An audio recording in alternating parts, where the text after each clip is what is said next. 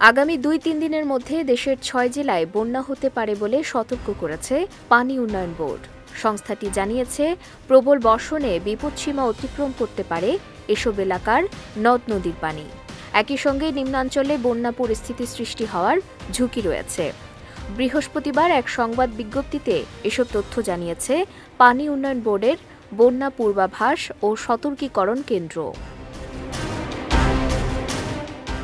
বিজ্ঞপ্তিতে বলা হয়েছে, আগামী ২ দিন চট্টগ্রাম বিভাগের গোমতী, মুহুরী ও ফেনী ইত্যাদি নদীর পানি সমতল বৃদ্ধি পেতে পারে এবং এই সময় মুহুরী নদীর পানি সমতল বিপদসীমা অতিক্রম করতে পারে। এই সময়ে ফেনী জেলার মুহুরী নদীর সংলগ্ন নিম্নাঞ্চলে বন্যা পরিস্থিতি সৃষ্টি হওয়ার ঝুঁকি রয়েছে। পরবর্তী একদিন নদীসমূহের পানি সমতলে হ্রাস পেতে পারে। এছাড়া সিলেট ও ময়মনসিংহ বিভাগের সারিগোয়াইন, জাদুকাটা, মনু, ধলাই, খোয়াই ও সোমেশ্বরী নদীসমূহের পানি সমতলে আগামী ৩ দিন বৃদ্ধি পেয়ে বিপদসীমা অতিক্রম করতে পারে।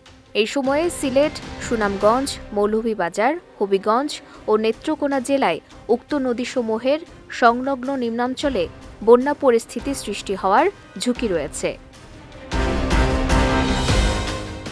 রংপুর বিভাগের তিস্তা, ধরলা ও দুধকুমার নদীসমূহের পানি সমতলে আগামী ৩ দিন বৃদ্ধি পেতে পারে এবং তিস্তা নদী সতর্কসীমায় প্রবাহিত হতে পারে। আগামী ২ দিন পর্যন্ত বরিশাল, খুলনা ও চট্টগ্রাম বিভাগের উপকূলীয় নদীসমূহে স্বাভাবিক অপেক্ষা অধিক উচ্চতায় জোয়ার পরিলক্ষিত হতে পারে।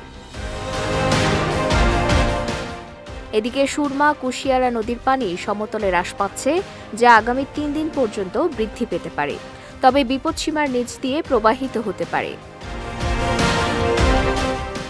বন্যা পূর্বাভাস ও সতর্কীকরণ কেন্দ্রের নির্বাহী প্রকৌশলী সর্দার উদয় রায়হান বলেন, ৬ জেলায় নিম্নাঞ্চল প্লাবিত হতে পারে, তবে বৃষ্টিপাত কমে গেলে পানি নেমে যাবে। বিজয় টিভি নিউজ ডেস্ক।